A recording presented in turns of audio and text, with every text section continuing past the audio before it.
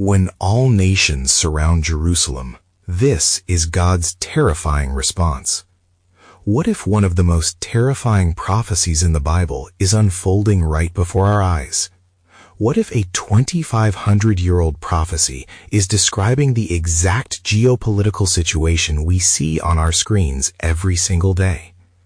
An ancient prophecy written by the prophet Zechariah describes a future day when all the nations of the earth will gather to attack one city, Jerusalem. It's a vision of global conflict on a scale we've never seen, a final, desperate attempt to deal with a city that's been a source of controversy for thousands of years. But the most shocking part isn't the attack, it's God's terrifying and final response.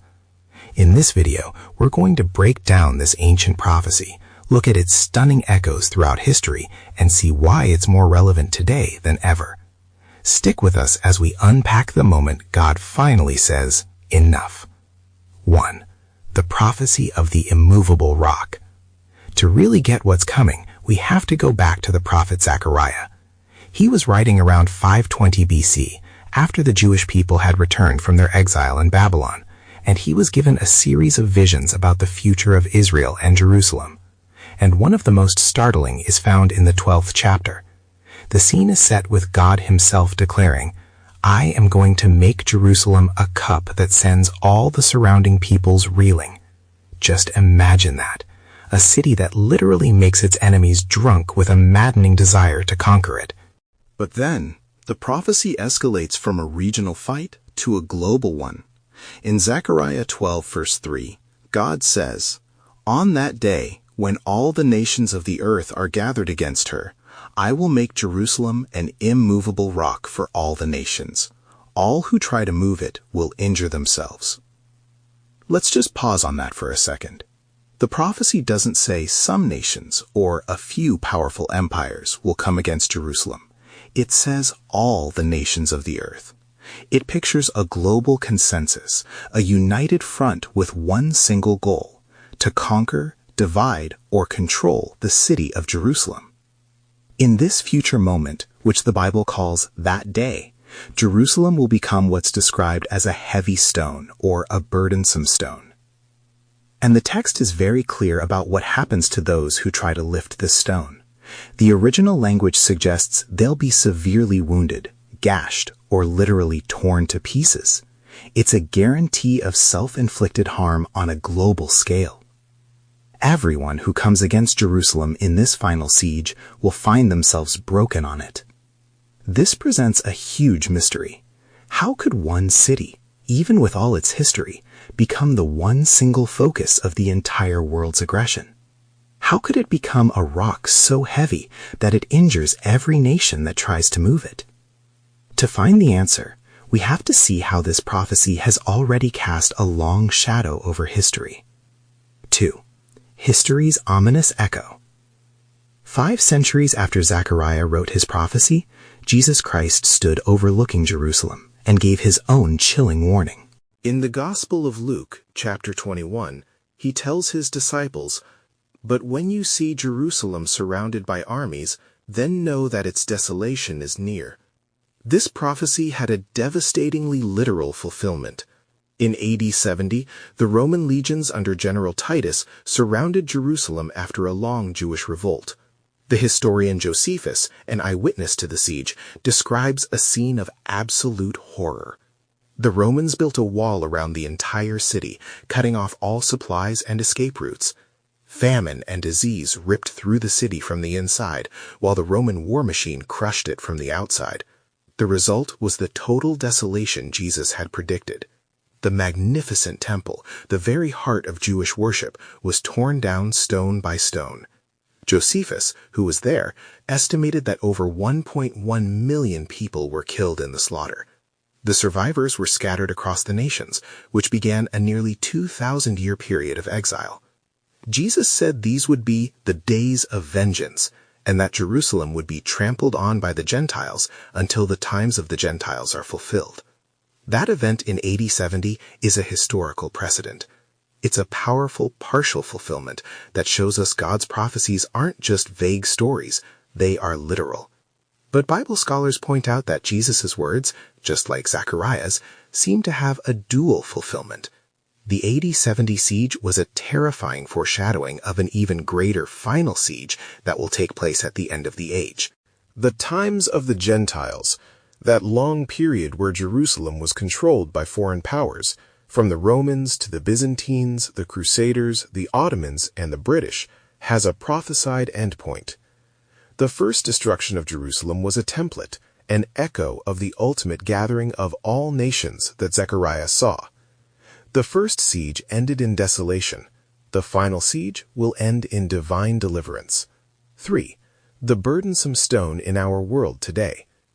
For almost 2,000 years, the idea of Jerusalem being the center of a global conflict seemed remote. The city was under foreign rule, and the Jewish people were scattered.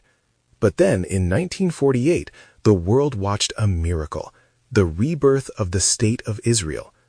That event arguably triggered a massive shift in the prophetic timeline, signaling that the times of the Gentiles were drawing to a close. Suddenly, Zechariah's prophecy didn't feel so ancient. Today, Jerusalem is exactly what the prophet described, a burdensome stone in global politics. It is a source of non-stop debate, irrational fixation, and geopolitical tension. The United Nations has passed hundreds of resolutions about this one city. The struggle for control over its holy sites is a constant source of friction that makes global headlines. Think about it. Nations that can't agree on anything else can often find common ground in condemning Israel's policies in Jerusalem. Every time a nation or political body tries to move the stone, to dictate its status, to divide it, or to claim it, it causes an international uproar and creates even more conflict. They injure themselves in the process, getting stuck in a diplomatic mess with no solution in sight. The prophet's words are startlingly accurate. The world's obsession with this city defies all political logic, but it lines up perfectly with the spiritual reality described in the Bible. It's as if the world is being supernaturally pulled into the very scenario God said would happen. It all goes back to the spiritual principle found in Genesis 12:3, where God promised Abraham to bless those who bless his descendants and curse those who curse them. The stage is being set for one final, decisive confrontation. Are we seeing that stage being set right now? 4. God's fiery and terrifying response. So what happens when the curtain finally rises? When the world's armies are gathered and the burdensome stone of Jerusalem is surrounded, ready to be moved once and for all? This is where the prophecy pivots from human anger to divine intervention. And God's response is absolutely terrifying. Zechariah 12 describes a multi-part counterattack, one that's not planned in a human war room, but from the throne of heaven itself. First, God deals with the attackers. The prophecy says God will strike the invading armies with panic, blindness, and madness.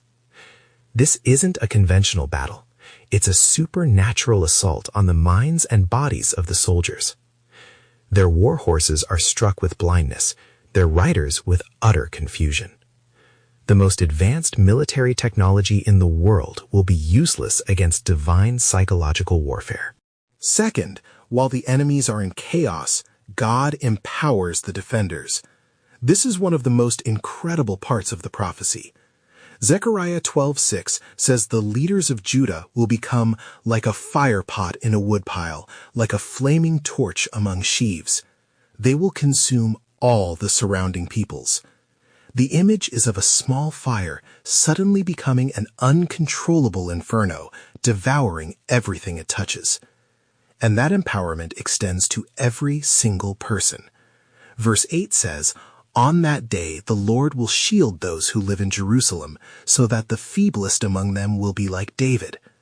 Think about that. The weakest, most scared person in the city will be transformed into a warrior with the courage of King David, the giant slayer. And the leaders will be elevated even higher. They will be like God, like the angel of the Lord going before them. Finally, God makes his personal mission crystal clear. In Zechariah 12:9, he declares, "On that day I will set out to destroy all the nations that attack Jerusalem." The language here is personal.